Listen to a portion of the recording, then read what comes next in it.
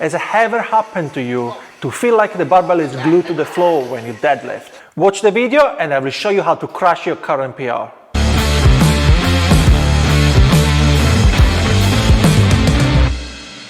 If, like me, you failed to lift the barbell off the ground, it's possible because you need to focus more on the pushing part of your deadlift on your training program. We need to break down these exercises in a way that we can gain extra strength and move the weight off the floor with speed, with power, and get quickly to a lockout. Here I'm going to show you today the top 3 deadlift assistance exercises you must absolutely do to improve your strength. But before we get to that, let me introduce myself. I'm Umberto, and on this channel you're gonna find best tips and tools on how to lift heavy safely while staying in shape. So if you lift weights and you find this content valuable, make sure you follow us and hit the subscribe button. Deadlift is the king of strength exercises. It puts your entire body under massive stress. Hamstrings, glutes and lower back are the prime movers, but in reality it works any muscle at the back side of your body from head to toes. No other lift is as devastating on your nervous system as the deadlift. The weight is at the dead start from the floor, which makes the move extremely challenging as you have absolutely no feeling of the weight until you try lifting it. That's why it's more likely you fail the lift at this point. And that's also why you need to write assistance exercises in your program. In this video, we are going to focus on the conventional deadlift. And if you are watching right now, you are possibly already doing some sort of heavy squat. Heavy squats are essential to build a strong deadlift.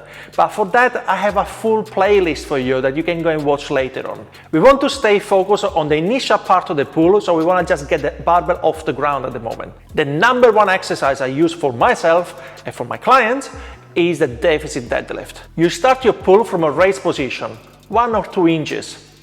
You basically increase the difficulty of the exercise on purpose. With this exercise, you can either focus on the pressing or on the pulling. The difference of the two is just between hips and knees positioning. But for the purpose of this video, we are trying to improve pushing strength, so we're gonna opt for the first one. At the setup, you need to sit a bit lower than a normal deadlift, and your knees will stick out more than usual. After setting up, you want to avoid the forward tilt right at the beginning of the lift. This setup will test your leg strength, core and lower back, much more than a normal deadlift. If you feel your hips are shooting high or you tilt forward, the weight is possibly too heavy.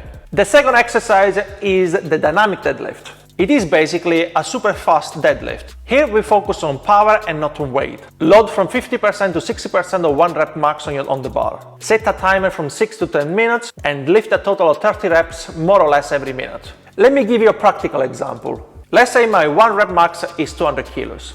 The 60% is 120 kilos. So I set the bar with 120 and a timer at 10 minutes. Now my job is to do 3 reps at the beginning of every minute as fast as possible. Any remaining time is rest till the start of the next minute. The third and last assistance exercise is actually the front squat. You didn't expect that. When deadlifting heavy, your spine goes under a massive amount of pressure and the risk of injury your back is extremely high. When trying to lift a weight that doesn't move, the time you spend under tension it can be really long and things can go wrong at any point. I personally noticed incredible gains on my back strength and core stability just by adding front squats into my program. Also, you can carry over the benefits on your back squats too. But because of the complexity of this exercise, I have preferred to make a separate video for that, which you can go and watch right now. That was it for today. Thank you very much guys for watching till this point. Don't forget to like and comment the video, and I will see you on the next one. Goodbye.